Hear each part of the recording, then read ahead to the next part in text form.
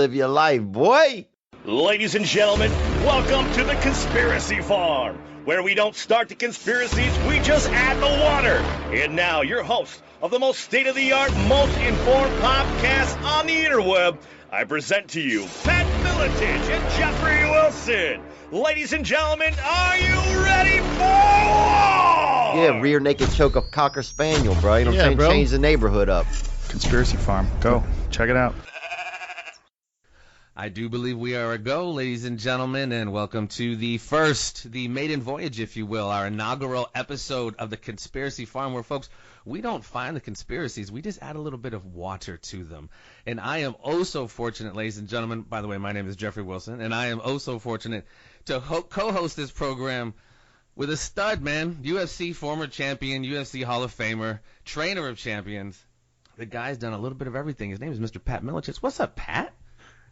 Hey, this is great, Jeffrey. I'm excited. We're going to have a blast, and this is going to be a long run, brother. This is going to be a long run because, well, the material's endless. Yeah, I mean, we got a treasure trove. Like I said, it is quite endless. But like I said, we want to define things before we get into all of these conversations, because it seems to me like the language has been hijacked a little bit. So I want to make sure we define the term conspiracy, because I've noticed over the last maybe 15, 20 years, it's become such a pejorative term with such a negative connotation. If you think of conspiracy, then supposedly you're a thinking person, or if you're a conspiracy theorist, you have some tin hat and your X-Files, et cetera, et cetera. But no, a conspiracy, very succinctly and by definition, is the act of conspiring, an evil, unlawful, treacherous, or surreptitious plan formulated in secret by two or more persons, a plot, if you will, a combination of persons for a secret, unlawful, or evil purpose, or in legal terms, an agreement by two or more persons to commit a crime, fraud, or other wrongful act. So I wanted to make sure we define our terms very succinctly, and today we are starting out. What do we have on the plate today? What is our first conspiracy, Mr. Miletich, that we will be adding a little bit of water to? Well, I think we need to talk about Muslim extremists, ISIS in focus, really, and everything that's been going on with them, how they were created, and really how they came about, and a lot of the other stuff that's going on. And I think that, you know, a great headline that I got from the Military Times, and really couldn't help but notice that ISIS is expanding its reach and sophistication of its drone fleet. So, you know, you sit there and you think, you know, a bunch of guys in the middle of the desert suddenly had piles of weapons and ammunition and anti-tank weaponry and a bunch of other stuff that suddenly appeared, and they suddenly learned how to use it without any instruction. Most Americans have no clue about any of this stuff. That ISIS, you know, was armed by someone, they were funded by someone, and that now they're getting more sophisticated with drone weaponry. So it's, you know, when we talk about anything in terms of the funding coming from any Western nations, not just Sunni nations in the Middle East, that we're not batshit crazy. That a lot of these things, these arrows, are pointing directly at Western funding and arming. Well, and like you said, Pat, before we get too deep, it's important, like you said, this has been going on for a while, and you know, this is honestly nothing new. I mean, you could even go back to a gentleman by the name, you know, one of the first places I started really getting a sense of how deep this rabbit hole goes when I read a gentleman's book by the name of his name is Zbigniew Brzezinski.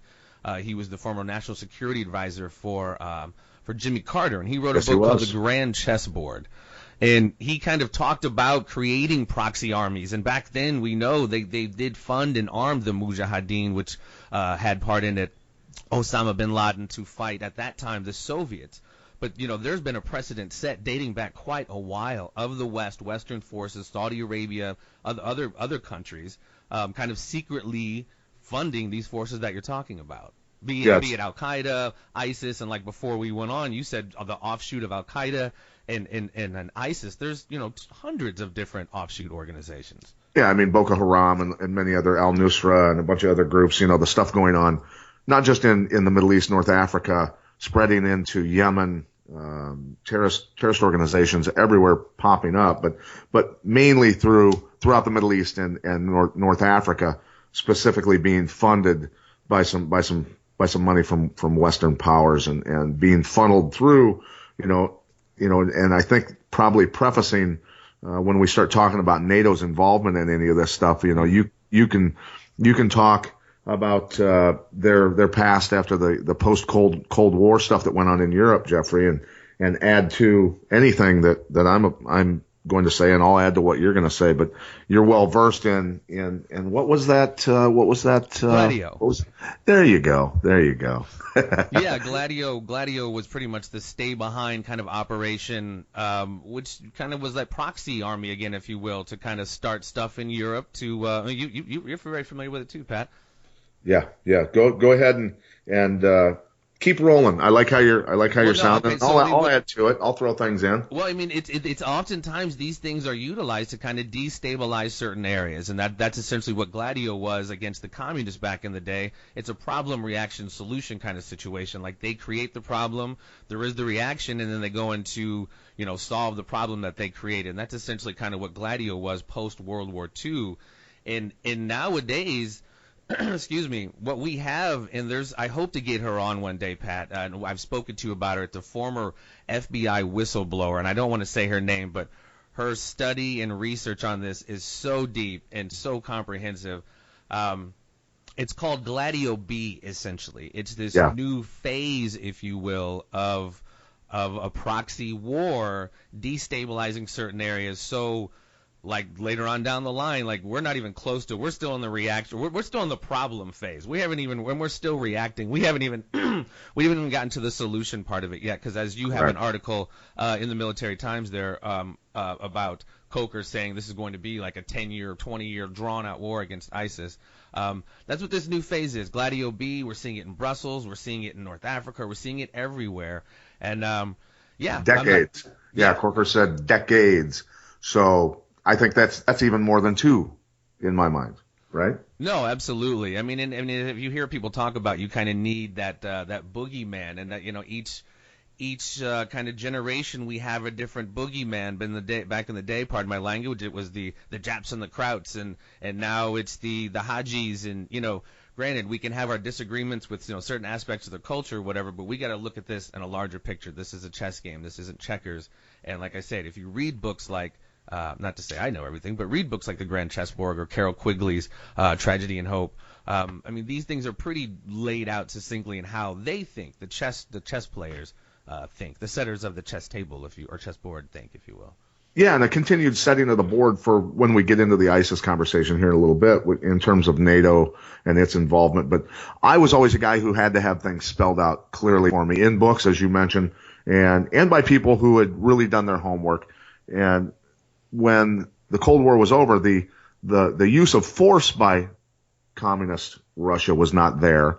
That had disappeared. But politically, they were infiltrating throughout Europe, and there was a lot of panic, rightfully so, about that infiltration. So they set up and decided that, well, we've got the Operation Gladio people that we've put in place all around Europe. We've got weapons, we've got ammo, we've got all this stuff, and we never used them. We never needed to, but now we do. So we're going to, through the media apparatus and other uses, well, we're going to have a mass shooting and blame the communists. We're going to have a bombing in a store, in a restaurant, and blame the communists. And this is how we're going to shut them down and close them off. And subsequently, at the same time, take Europeans' weapons from them. Yeah, and so exactly. I mean, you really have to articulate the historical precedent. And almost like you said, I was the same way. I had to have it really spelled out for me. And having that historical precedent, like I said, you and I, we chewed on this stuff. So, we're a little bit more used to, it's hard to get us shocked anymore, but it really helps having that background to get what we're talking about today. And it's so, man, Pat, it's so very pervasive. I mean, I'm just thinking off the top of my head, the Boston bombing, for example. We've had this discussion, people, it seems like anymore, like everybody thinks everything's a conspiracy. But I mean, when you understand the precedent of these kind of things have happened before, no one wants to think the Boston bombing was some kind of, other than what it was, you know what I mean? Some assholes wanting to fuck with America, but right. My language. But when you look at these associations, the Tamerlan and the I forget his name, the Tsarnaev brothers, right? Their uncle, ladies and gentlemen, look this up for yourself. This isn't poppycock shit. Their Uncle Ruslan is his name. I forget his first name, but he goes by Uncle Ruslan in the media. He lived with a gentleman by the name of Graham Fuller. Uncle Ruslan was married to Graham Fuller's daughter. If you That's look right. on the resume of Graham Fuller, he works for the Central Intelligence Agency and is very integral in essentially training and doing what essentially Pat is talking about in certain regions of the world, specifically the Caucasus regions and the stands up there outside of some of the old Soviet republics and stuff. So Yeah. it's going on everywhere. It's not just Libya and the They Middle were pulling East. the shit with the Chechens that ultimately led to Russia leveling the country of Chechnya, right? Yeah, absolutely. I mean, it's been going on for a very long time. And like I said, folks, I might spew, like, I hope know a bunch of shit just because I have some information in my brain. I don't know to what end this is, Pat. Like, I don't know. You know, I'm pretty well established, self-confessed idiot, but I just have a few considerations which suggest a few things. I wonder, what are they doing all of this for? Is this, like I said, we're only 10 years in, 20 years into this war, which is supposed to what? Are we talking about a whole redrawing of the map? You know, and we haven't even gotten into the other episodes of the economic stuff that's going on with China and the Soviet Union and the dollar and, you know, the world economy, if you will. So, I mean, there's a lot of things at play here. I don't think it's just a distraction while they do their work behind the scenes with the monetary system and everything else. That's certainly part of it. But I think that it is truly about pitting citizen against citizen so that they can eventually literally control every inch of our lives. And, you know, what better way to do it than an administration telling us that cops are bad and crooks are good and everything else that we're dealing with, that you know, people coming out in even the media saying that Chris Kyle, an American hero and sniper, was a baby murderer, and that the people he was shooting, who were insurgents for the most part, people not even from that country, Russian or Muslim extremists, that he was you know, sending to their maker, that Chris Kyle was some sort of evil human being for doing that, and this is what we're dealing with constantly with the media. The media is obviously their tool, and you know, hopefully we're able to expose these people for really what they're doing. Well, and honestly, when you say things like that, media as their tool, like, again, just sounds like just a off-the-cuff kind of phrase.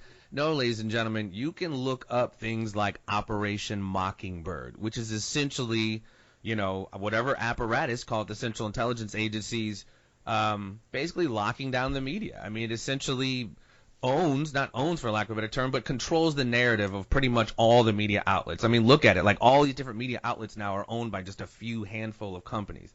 And these companies, apparently through this Operation Mockingbird and other kind of controlling mechanisms of the media, control the narrative and then thus control our perception of what's going on, which, again, is imperative, which makes it imperative why we need to educate ourselves and have some damn discernment, man, because when you go down this conspiracy trail, I mean, shit, I have questions about 9/11, but, you know, now it's gotten to the point where, you know, there's the no plane hit. I understand the no plane hit the Pentagon theory, but now there's the no plane hit the towers, which is insane. Or, you know, you get into your JFK, you know, the final shot came from the storm drain type shit. So it's like, you gotta have, or the ice bullet, you know what I mean? Yeah. So you gotta have some discernment. Yeah, I definitely don't subscribe to the deepness that these people take it to, and well, it is deep, but it's like, you know, like I said, like tentacles of a tree or branches of a tree. I mean, it can grow off crazy like that, but you just have to be able to, like, I don't know, rein it in a little bit. At least in my opinion. You know, I could be even off myself with some of my assessments. Right. So let's go ahead and maybe shift gears a little bit here, talk a little bit more now that we've kind of done a lot of prefacing with our lead into ISIS and the globalists, the NATO organizations, and we don't even have to get in and confuse the listeners on the Council on Foreign Relations and the Trilateral Commission. Sure. We'll cover those groups individually and shows down the road. But sure. You know, if you go back several years and you remember John McCain in Syria when we started talking about taking out Bashar al-Assad in Syria. John McCain went and met with the Free Syrian Rebels, and in that meeting, there are pictures all over the internet of Baghdadi. And Baghdadi was a guy that was released out of a federal prison here in the United States. He was a bad guy, a flat-out terrorist, and Islamic fundamentalist. And history shows and records show that he was trained. He was trained by very qualified people from Western countries, and this guy was sitting in that meeting. Now, fast forward, suddenly Baghdadi is the leader of ISIS. Now we're talking about hunting him down and killing him. But he was obviously put in place by our people and by NATO and that meeting with John McCain sitting. It blew my mind to sit there and look at all of that and watch John McCain in this meeting with these scumbags and talk about funding them, talking about arming them, and the guy turns out to be the leader of ISIS. And how our government can actually deny their involvement and literally building of ISIS, along with other Western nations, like I've said, and Sunni nations. It's ridiculous that Americans aren't marching down the streets of Washington, D.C. and demanding these people be removed at very least, if not thrown in jail. Yeah, I mean, and we've talked a lot about accountability and the lack of accountability. I mean, and that's crazy. I mean, and you're absolutely right. And I don't even get into, I guess that's what, having all this information, you're just like, fuck, man, this is bizarre world, because up is down and down is up. I mean, literally that picture can be taken and, like, through this media, they can just control the narrative. Like, no, those are the freedom fighters, when in fact, you know, it just turns out what we're just blatantly saying all the time. No, he's going over there hanging out with the proxy army that they're using to go over and destabilize all this shit. And they're just, you know. Yeah, and here's the funny thing. They call the certain groups moderates. Certain groups that blow shit up and kill people, moderates, right? That it's a hilarious term that they've tagged these certain groups with that end up, okay, so there's the moderates are the middle guys who end up giving the weapons and cash to ISIS. I'm confused here. Because there's no moderates in Syria in terms of these groups that we're funding. No, and then that's what I'm saying. It's just like it becomes. It's really hard. Not really hard, but it's like I said. I wonder what the end game is. It's like it's there's so much of this going on, like right under our nose. Look, I don't want to freak people out, and you look up. And you and I have talked about this before, the letter from Albert Pike in 1871 to Mazzini. People can look that up, Albert Pike, 1871 letter. Google it. Read it. That was written long before any of this stuff was happening. And they'll say to me, how did they know to use the term Nazi for World War II? How did they know that there was going to be a Nazi party?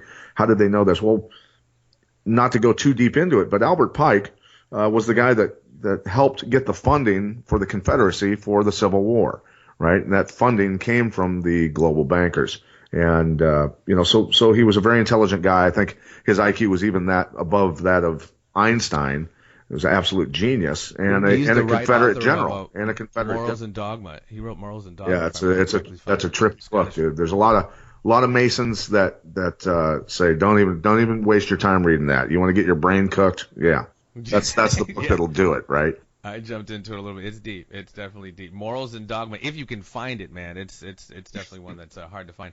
But like we're saying, it's just I think, like I said, we're going to get into all of this in the subsequent episodes, folks. But I think there's a larger economic aspect to all of this, and then we get caught up in the East-West kind of like at each other's throat, like you were saying, aspect of it. And that's what I think what they rely on oftentimes. But at the same time, they still have created this beast, and we now have to deal with this beast that's been created. Another thing, man, when talking about shit that's right under our nose, this guy named Fethullah Gulen, I don't know if anybody's ever heard of him. He is like a billionaire from Turkey that came here years ago that lives in, I believe, Pennsylvania. That is literally his foundation has got billions of dollars, and he's literally just funding, arming, teaching madrasas, funding madrasas right under, right in Pennsylvania. Well, he's got school systems. He's got schools near bases, military bases, correct? Absolutely.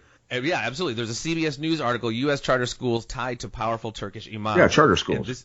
Absolutely. I mean, and this is what's happening right in under it's Pennsylvania. How far is that from fucking CIA headquarters? So it's like it's not like they don't know, ladies and gentlemen. And Pat and I aren't crazy, so it's like we're giving you articles, we're giving you information. Like this is absolutely happening. So then it's just like, what happens now? Honestly, it's like because literally this summer we're gonna see a ramping up of this Gladio, ladies and gentlemen. It's not like I want this to occur, but in my humble opinion, and it's not some fear tactic or whatever, because I gain nothing from it, but I see a ramping up of this Gladio business throughout Europe, throughout Africa, which even is underreported, and even here, I think a lot of that is beta test for when they bring that shit here. God forbid. Absolutely.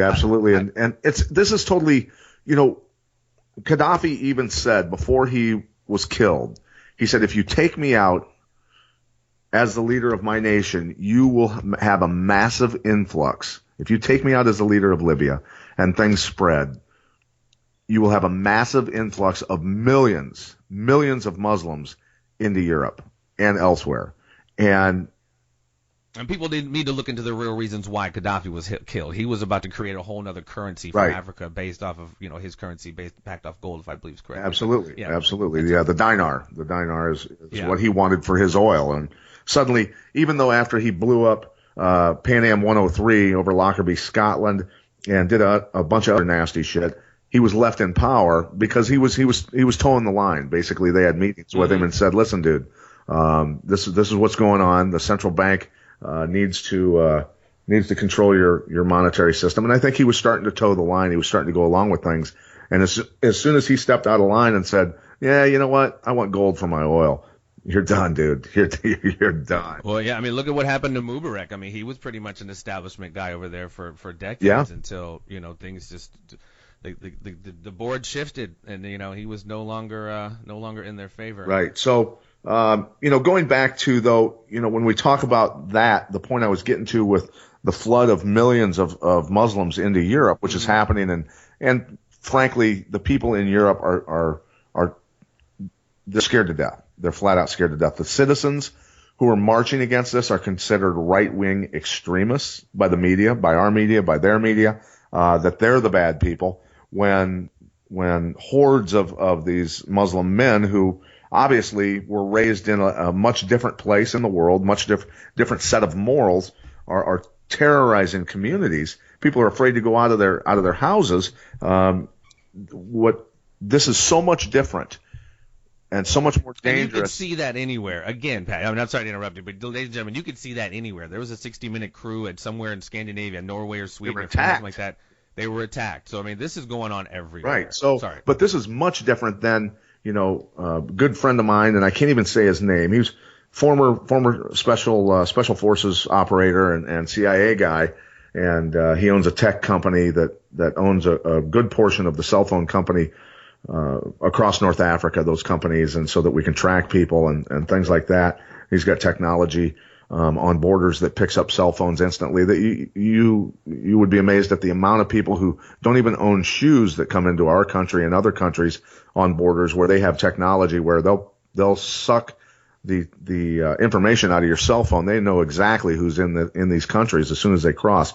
But this is the guy with the technology. But anyway, in a conversation with he and a good friend of his who owned a very large government contracting company that trained military and law enforcement. They wanted me to do some training for them. But anyway, I asked them, how did you guys meet? They were basically operating guerrilla teams against each other in South America to destabilize governments down there and stop the spread of communism there. And these guys were the head dudes running massive groups of guerrillas, arming them and sending them. Recently? This was back the Nicaraguan days, the El Salvadorian stuff that was going on back in the 80s.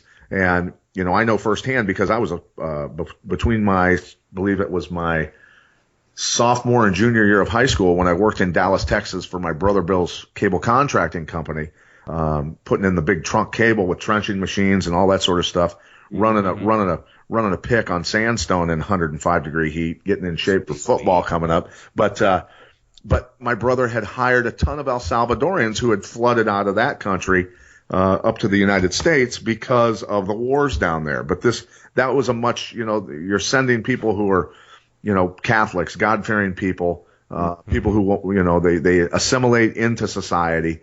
They were generally good people.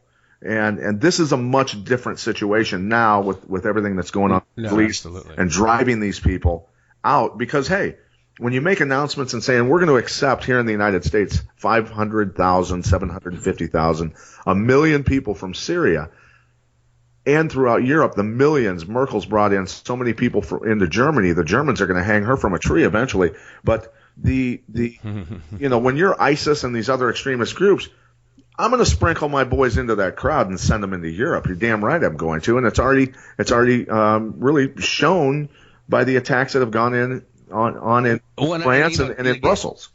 No, absolutely. And again, I'm playing chess here, not to say, I don't even think it sounds paranoid. I think that is part of the tactic. I think however long ago when they decided to kind of do this, when I say they, you can put whatever name you want to it, but I think, you destabilize the area, create the clusterfuck, and you're going to have that huge mass migration. And like you just said, with that anticipated, sprinkle in a few, people call it a Trojan horse or whatever you want to call it, but I think that is a military tactic which is happening right now. Right. And and honestly, I'm not really on the fence about it. I'm not just saying I agree with Trump. You can't if you know this information and still want to just bring them in, throwing that to the wind, I think that's irresponsible. I think there needs to be serious vetting, not just because they're Muslim. At least that's not what I'm saying. Right. Knowing that in this group is possible, name the different hundreds of different offshoots of terrorist groups, dude, it would be derelict. We would be absolutely derelict in our national security as far as our borders, to just allow that. And that's from a humanitarian standpoint. I wish, man, seeing the kids, I wish we could allow, the people who are legitimately seeking refuge to kind of, be dispersed if they're willing to assimilate and all that shit, but not the whole, come over here, breed, set up an imam or whatever the hell the plan is. Right. But you understand what I'm saying? But when you watch the videos, there's some terrifying videos on YouTube that you can look up of the ships unloading these people and the masses that are pouring out of them, that there's hardly any women or kids in the crowd. It's all your males. Why are all these men fleeing their country and not fighting? Why are they not staying there? What's going on? Because, I hate to say it, but it is the goal. People. That's why Christians go on missionary trips, right? To spread the gospel. Well, Sure. They're spreading their gospel their own way, aren't they? Well, and they're almost taking it back to how it was back in the Christian Inquisition days. Like, what? You don't want to convert? Off with your head. It kind of becomes like that. Yeah. Or it has become like that. Right. And all the people that, and not to go too deep, but, the Crusades, President Obama himself even said, hey, Christians, you haven't always been peaceful. Let's go ahead and take a look back at the Crusades. Well, what he didn't say was, yeah, the Crusades were to drive the Muslim hordes out of Europe who were pillaging and killing. Right. That's why the Crusades happened. Thanks. I'll go ahead and add that for you, Mr. President. So. Yeah, that's almost a whole nother conversation. There's so much blood on both sides of that. But, I think oftentimes that's a whole nother conversation. Yeah, so the thing is, and getting back to my good friend, former CIA guy, when he and I have good conversations about this, I asked him early on, I said, listen, dude, I go, are we funding ISIS? And this was a long time ago, when this stuff was all ramping up. And he goes, absolutely, 100%, without a doubt. He said, the money's being funneled from us straight to NATO. NATO is taking the money and the arms and delivering them. And, that's just the way it is. And with Turkey playing both sides of the fence here, they're aiding ISIS, they're buying their oil. It's obvious that NATO is involved, because a NATO nation like Turkey, supporting ISIS is it's apparent. It's very, very obvious to those paying attention. Mm-hmm. So it's out of control, and we've got to at least talk about it, expose it, because nobody else is going to do it for us, buddy. Yeah, no, absolutely. And like I said, it's such a larger picture of what's going on. You have the larger picture of all this stuff going to destabilize things. But within all of this, you have, like we talked off air, and it sounds crazy, folks. There's such a crazy trade of everything going on: people, guns, drugs. Fast and Furious wasn't just something with us in Mexico. We're talking about a global guns and arms trade, which did go through Mexico, also to Libya. Right. If you go into deeper of what really went down in Benghazi, you're talking about, the ambassador, I believe, caught wind of what was really going on as far as arms being funneled through Benghazi into Syria, into some of these areas. I mean, exactly. And this is the shit that's been going on for so long, though, man. Going back to Operation Phoenix in Vietnam with the heroin. I mean, even nowadays, I don't know how Ahmad Karzai's been gone out of the scene, but Ahmad Karzai's brother got pinched for pretty much being the main drug lord in Afghanistan, slanging the heroin into Turkey, into Europe. I mean, and of course, this is all under the auspices of, we're right there. We're set. We have shops set up. Like, we don't know this. I mean, this is the heroin. This goes back to the French Connection. So it's just like there is precedent to this, man. It's not just some shit that's happening now, and it's still ongoing. And again, I wish I knew the end game, man. But it's really kind of terrifying because. Well, in my mind, I mean, you see, and we don't need to get deep into the financial side of things, but the end game you talk about, an easy explanation, in my mind, is could be definitely the destabilization of nations. No nation standing alone. America. Its independence and its ability to stand alone it's just being eroded away right now.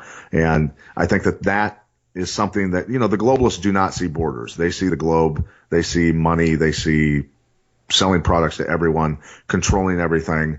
And that's the way it is. So no borders to them is what they see. And we've got to take a look at the banking situation now. The banks in Europe are starting to have a lot of problems. We're talking about negative interest rates where they're going to charge you money. The bail-ins are starting. A lot of other things. The bail-in in Austria, I just read it. And I think the only way they pull this off, Jeffrey, is to go to a digital currency, to truly control everything, to just have it a stroke on a pad of just electronic pulses as money. The only way they can switch over to this is complete chaos and destruction and which gets into that problem reaction solution. Like if we get to a point like what you're talking about, I think is obviously possible. I think, but is further down the road to the point where they have to create so much.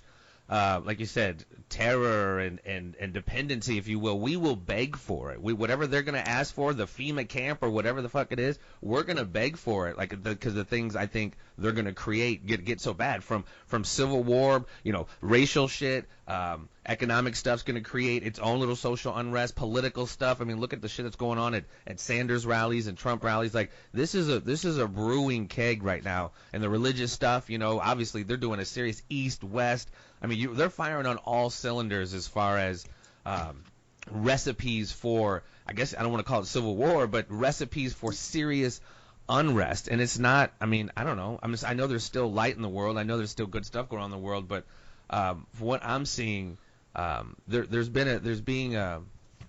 this whole thing, this ship's being controlled in a way that we're not going to like where it's going. Yeah, and I think a glaring thing, as you mentioned with the religious stuff, the racial tensions, all this stuff that's being instigated on purpose. You know me and you know what I do. I travel literally every week to a different city in the United States every week. And I see black people, brown people, white people, Asian people interacting and getting along fine, hanging out together, having drinks, having dinner, having meetings, and everybody gets along just fine. And so it's a false narrative. And sure, are there some racial tensions when a cop shoots a black kid? Absolutely. I get it. I understand it. And but I think the thing is you got a white guy and a black guy doing a podcast right now together. We're good friends, and we're telling you that's bullshit. Right. So absolutely. That's the thing. Well, and that's the thing. People need to stop falling for the okie doke. And it's like I said, we were saying a minute ago, when I say ignorance, that's not to slam anybody. Ignorance just means lack of information. People's lack of information in these days or any time is dangerous, but it's really dangerous now because the okie doke, like I said, is being laid out there in a bunch of different ways, from the religious stuff to the racial stuff.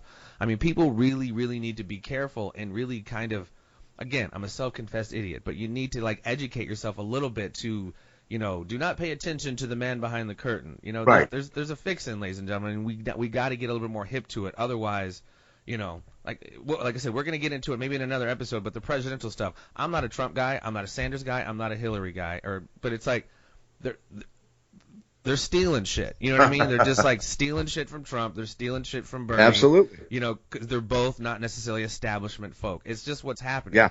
You know, and if you're cool with that, ladies and gentlemen, if you're cool with the usurpation of the process just because you don't like XYZ, then you're definitely more part of the problem than the solution. Yeah, and what those people don't realize is that history repeats itself, and these mouthpieces for complete control, large government, their control of everything.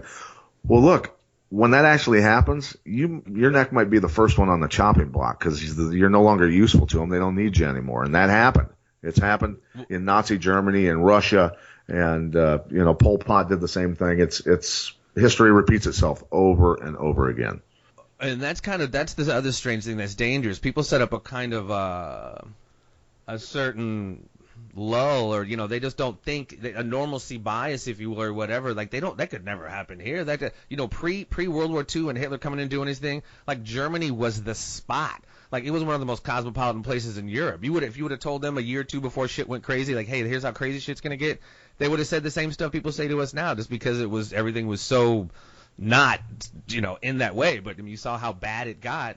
And God forbid it actually gets that bad. But well, I think we're going to need if look, and it comes down to if Trump actually gets the nomination, is he being truthful? Is he truly having a Reagan-esque switch from liberalism to conservative values? I don't know if that's true. I don't know if it's true, and I hate to see him get elected and then find out that he was lying all along. You know what I mean? A lot of the shit he says though is going too far. I agree. But some of the stuff saying, you know what, we gotta halt all immigration coming into this country until we get this stuff figured out, because if we can't control the people coming in, it's just not going to happen. If he stands by that, Jeffrey, to stop that stuff, that screws up what, in my mind, the bankers' plans are, because the bankers are already talking about, going to a digital currency. They're already, they're talking about, removing cash from the system and things like that. They're just giving little hints here and there. Right. I think it's just a litmus test to see what kind of reaction they get from things. But Trump, I think, if he actually stood by that, if he got in the Oval Office, he'd be dead in a year. I really do. Yeah, I mean, we've looked at history. I mean, there's never been – I've always said you never get in this position unless you are compromised in some way, like blackmailable, or you're a billionaire and you don't need – you're not at their behest, and you're not their chump. Yeah, while we've got Zuckerberg on his 700 acres on a Hawaiian island, who the hell owns 700 acres in Hawaii, first of all? Mark Zuckerberg. With his mansion. Telling me that I've got to give a little more to take care of these Syrian refugees that are going to pour into my country, and I've got to make room for them, while he's got 700 acres in Hawaii, telling me that I'm a bad guy for thinking that it's a bad idea. This is the lunacy that's going on. The elitists saying these things and towing the line for the government, along with the Pope. I mean, when was the last time you saw the church and the government oppressing people? Was the American Revolution was the result of that, right? Before that, the French Revolution. So it's in my mind the crown and the church again abusing the citizens. Yeah, I mean, and what do the people say, man? All roads lead back to Rome, and I guess we could even have that conspiracy theory conspiracy farm conversation, add a little water to that, on how people say, the Vatican controls everything, or the Rothschilds through the banking. But one thing we've talked about before, anymore the checkers players like to get caught up, and I know there's the valid points to be brought up. The right versus left. In my opinion, they're oftentimes two sides of the same coin and are very much so controlled. Yeah. It is very dangerous and almost counterproductive to get too deep into, like, what's Bernie going to do? What's Hillary going to do? What's Trump going to do? Your conclusions, your solutions will always be off. Yeah, absolutely. Unless you understand the premise. And the premise is this larger shit we're talking about. If you really think Hillary and Bernie or any of those guys are – I mean, every 4 years, Pat, we swing this pendulum and people actually think these motherfuckers are going to get up and do something. It never happens. Never happens. I mean, it just doesn't – Yeah, it's fabricated, the arguments. Look, when Trump talks about charging women abortion, look, I'm not for what happens to an unborn fetus. I'm not for it. Okay, it's just the way it is. It's not a war on women in my mind. But to think that a president could overturn Roe versus Wade is lunacy. It's not going to happen. And to even say anything about it. And what I say to people, they're like, well, how do you feel about, lesbians and gays? I have no problem with that. People can live their lives the way they want to, as long as they're not hurting other people. I don't care. What do you think about abortion? I don't agree with it, but I can't change it. Okay. People are going to make decisions that I don't agree with. That doesn't mean I'm going to boycott their business. That doesn't mean I'm going to freak out or hate them or call them a baby murderer. I have to let them do their own thing. That's just the way it is. Even though I don't like it, I vehemently disagree with maybe abortion or something else. It's just the way it is. So what I say to people is, look, do you think in Greece right now with the financial collapse that they have arguments at the cafe about abortion or somebody being gay when they're broke and they're fucking starving? No, they're not. So all of you better stop arguing about all of these social issues and start paying attention to the bankers and the financial situation and the cover that they're providing for themselves with the stuff that's going on in the Middle East, with the influx of all these people to turn society upside down. That's what you better start paying attention to, because if you don't, it's all gone. Yeah, Austria was the first European country about a week ago to have a bail-in. If not the first, one of the first, like Greece. I'm not sure if they had a bail-in, but yeah, bail-in is essentially when the banks essentially jack everyone's money to cover whatever losses or Yeah, I mean that's definitely the larger part of it. And tomorrow, I wish we could have. I mean, we're gonna hopefully get him on, but he's a pretty well-known economist, but he's a big proponent of. Well, it's pretty much a well-known understanding. Tomorrow, China is going to be essentially announcing, or I guess that's probably there today now, but anyway, tomorrow China is going to be announcing that their yuan, I think it's called the yuan, YUAN, is going to be backed, I believe, by gold now. Yeah. They've been buying up gold for a long time. Yeah, They even got pissed quite a while ago because they found a shitload of their gold was actually tungsten, but that's a whole other story. But yeah, that's definitely, I mean, that's been going on for a long time too, but that's a whole other conversation, how the U.S. dollar as the world's reserve currency is kind of shifting, but that is definitely a larger conversation. Well, and people don't realize, and I know we're talking about ISIS, but ISIS is the cover for all of this stuff that's going on. Sure. But so it's all tied together. When you've got the BRIC nations, Brazil, China, Russia, that are trying to create their own banks and have created their own banks, their own trade with their own currencies. Now you've got the central bankers, the global bankers are losing their minds. And that's why we see this ramp up in hostility between Russia, the United States, and other nations, our allies, NATO nations.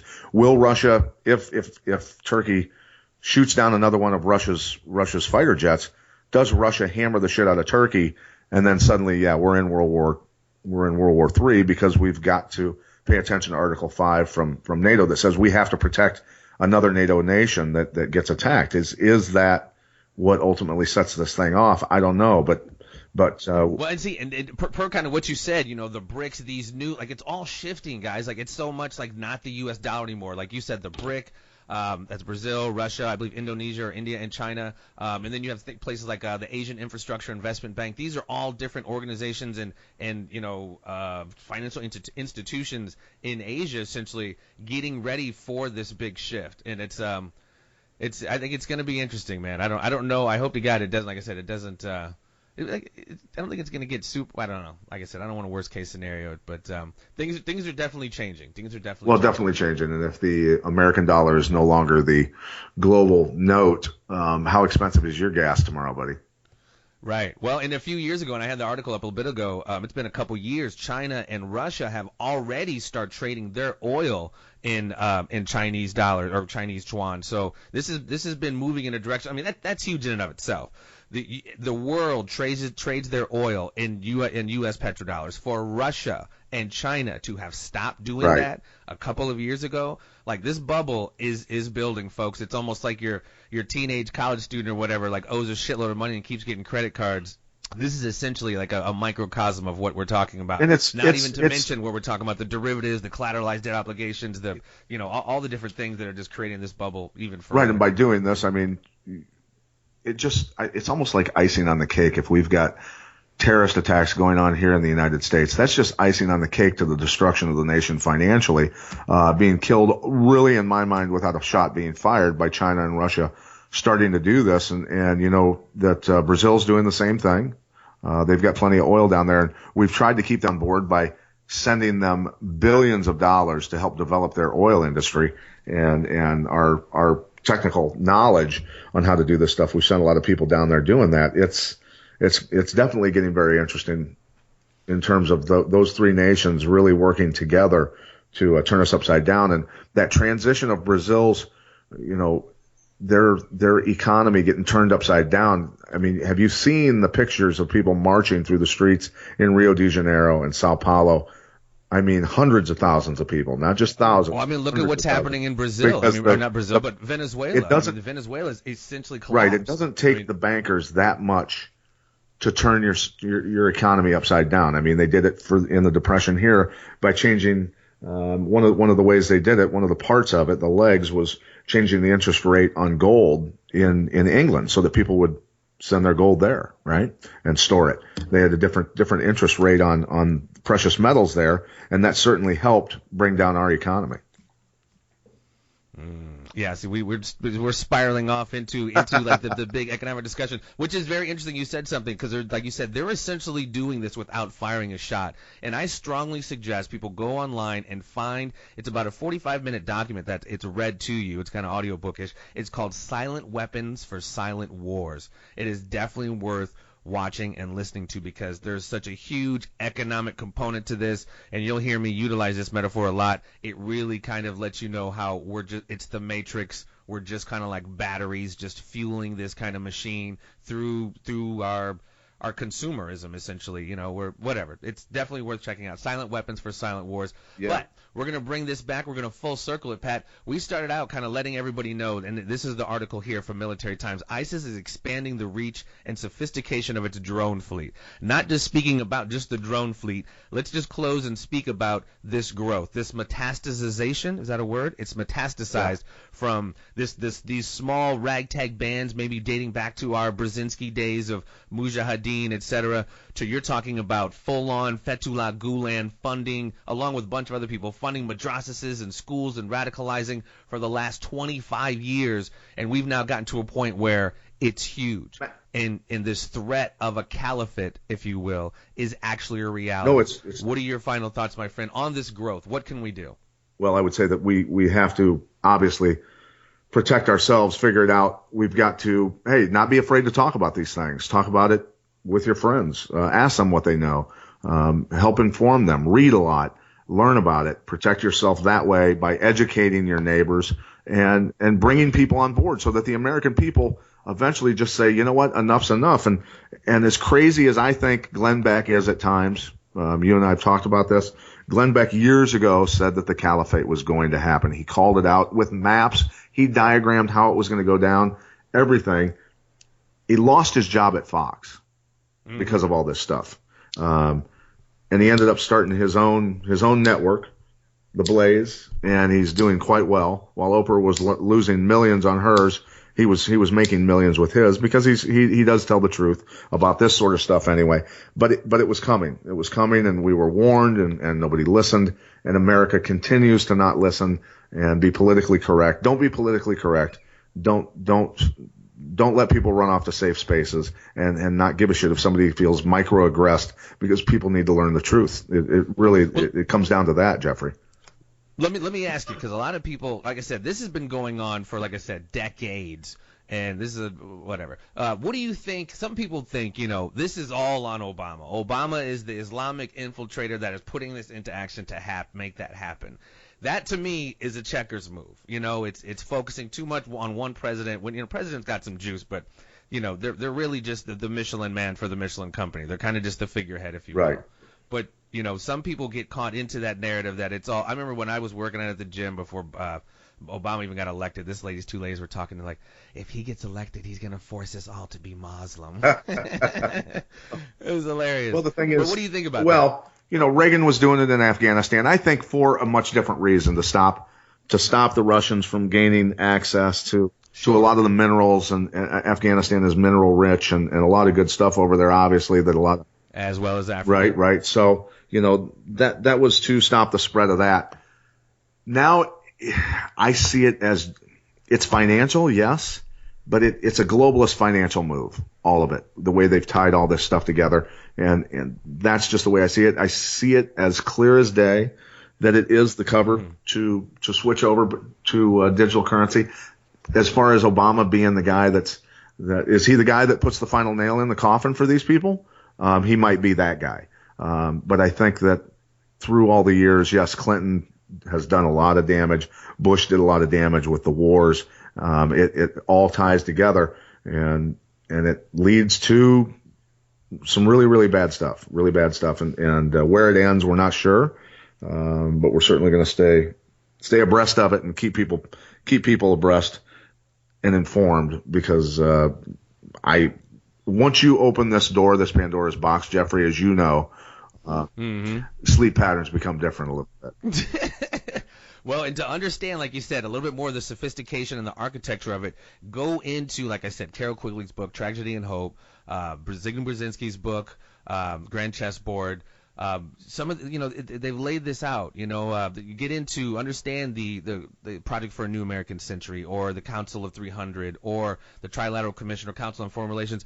A lot of it is compartmentalized. Also, Pat, we can get into this a little bit. I mean, it's like not everybody knows they're like taking over the world, kind of like your household. Your kids don't know the top level of conversations that go on in the house, like the military. A private doesn't know the same shit as a general. Right. And that's the same thing that happens in any facet of life, especially what we're talking about here, black ops and super black ops. Not everybody knows what the fuck's going on, right? And not everybody in the Bilderberg knows that whatever we talked about earlier. Well, these people, we'll get into that. These people have been planning for. They have no timeline, Jeffrey. We have a timeline. Right. Look, when you and I want freedom, true freedom, what Americans don't even understand what true freedom is for the most part. We want it now. We want it now. We push for it now. We don't educate massive amounts of children in schools to help that spread eventually in the next generation. But these people have. They put their people in schools, in the media. They've set and laid plans and made it work.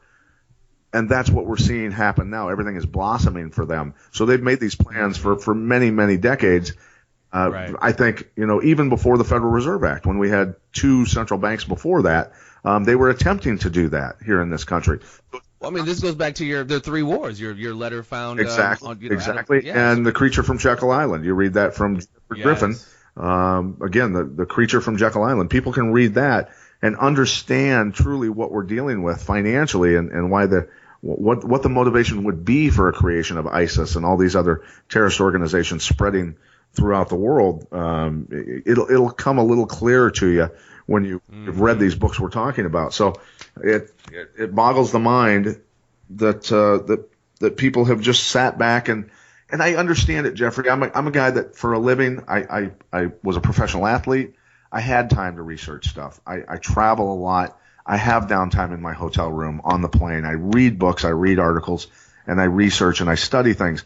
There's a lot of people out there, man, that are working from 7 o'clock till 5 o'clock at night. Get home, they're dealing with their kids, they're taking them to practice, they're eating dinner, they're tired, they watch a little TV, and they go to bed. And they never absorb the information that you and I have over all these years. And so that's what you and I are here for. We have to tell them about it because they don't have the time. And I get it, man. I envy the 9-to-5 guy a lot because I travel. But on the other hand, I'm able to do things that he's not because he just simply doesn't have the time. Right. Well, and even from a larger standpoint, I think there is a social engineering aspect to the dumbing down of our society. So, you know what I mean? You look for as many shortcuts to thinking as possible. That's why, you hear somebody talk like you and I talk. It's like, oh, you're one of them quote unquote conspiracy theorists, and automatically their mind shuts down because, like I said in the beginning, it's become this pejorative term that, nobody wants to really think anymore. So, you and I become, and people like us become anomalies while, they keep up with the Kardashians and line up for fucking iPhones or, whatever it is, so. and what is it? I don't even remember the term because what is it? Black Friday? What the? Who does that? People die. Yeah. People die doing this activity. It's just insane, man. This is what I'm talking about, the bizarre world. I watch stuff like that, Pat, and it it hurts my heart, man. Not just because, like, come on, really for a TV, but it's like those people, you know, if you go up to the man on the streets and, like, ask just basic questions on world leaders or what, it's like they don't know shit, but they know Snooki and they know what, you know, they know all the dumb shit, but don't even ask them about anything cerebral. It's like you hear see the smoke coming out of their ears. Dude, I've talked to really bright people, business people, even local bankers, people who work at banks that don't know any of this shit. And you just look at them and go, how is this possible that what I'm telling you is completely foreign to your brain? You know, and I'll just say, go read this, go read that. And then next time I see you at the store when we're grocery shopping, we'll talk about it. And they see me and they go, dude, holy shit.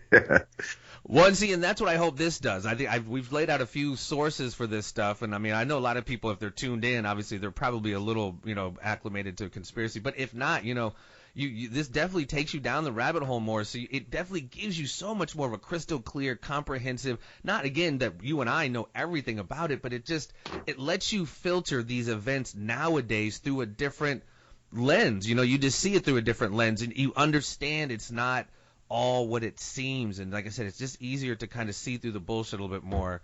And but it also is frustrating because there's so many people kind of locked in that matrix still that, and I don't have this conversation with people outside of kind of this, because you get that like, what, you're clearly you know, especially if you're around a group of people, because then they gang up on you and then you're fucked. No, you know what, dude, I love it when people try to debate me. I had a guy. It's not even. I had a guy. It's just a matter of, like, they're not going to get it. I'm sitting first class because I've flown in the back of the friggin' bus for so many years that I finally get upgraded, right? So I get upgraded now. I'm sitting in first class and I'm sitting next to a pilot, and the pilot and I are talking politics. And this guy's obviously a conservative. We're talking and you know we're talking about bigger subjects than just, you know, the bullshit between liberals and conservatives.